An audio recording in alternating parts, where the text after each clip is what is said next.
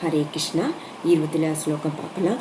சர்வியாந்திரிய கர்மாணி பிராண கர்மாணி ஷாபரே ஆத்மசம்யம் யோக்னௌ ஜுக்வதி ஞான தீபிதே.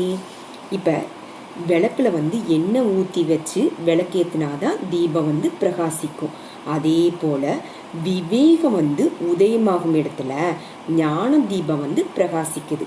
இப்போ மனசு வெளி விஷயங்களுக்கு உரியது இல்லை, ஆத்மாவுக்கு உரியது என்ற எண்ணம் வழுக்கும் இடத்துல தான் அதுவே விவேகமாக ஆகும். அக்னியில் நெய்யை ஆகுதியாக போடுனால்தான் அந்த நெய்யே அக்னியாக மாறுது. மனசை ஆத்ம ஞானம் என்னும் அக்னியில் சமர்ப்பித்தால அதுதான் மனசுக்கும் ஆத்மாவுக்கும் ஏற்படும் யோகம். அது சுடர்விட்டு எரியும் போது தீ போல ஆகுது. மனது ஆத்மஸ்வரூபத்தில் ஒடுங்குவதுதான் இந்திரிய கர்மங்களும் பிராண கர்மங்களும் கொடிய செயலாற்றுதல ஆத்மஸ்வரூபமாக மாறுது.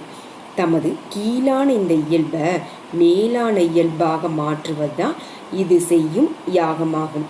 இப்போ பிராண கர்மம் என்பது உடல் முழுவதுமே வியாபித்துள்ள உயிர் சக்தி தான் ஆகும். ஹரே கிருஷ்ண கிருஷ்ண கிருஷ்ண ஹரே ஹரே, ஹரே ராம ராம ராம ஹரே ஹரே, ஹரே கிருஷ்ண கிருஷ்ண கிருஷ்ண ஹரே ஹரே, ஹரே ராம ராம ராம ஹரே ஹரே, ஹரே கிருஷ்ணா.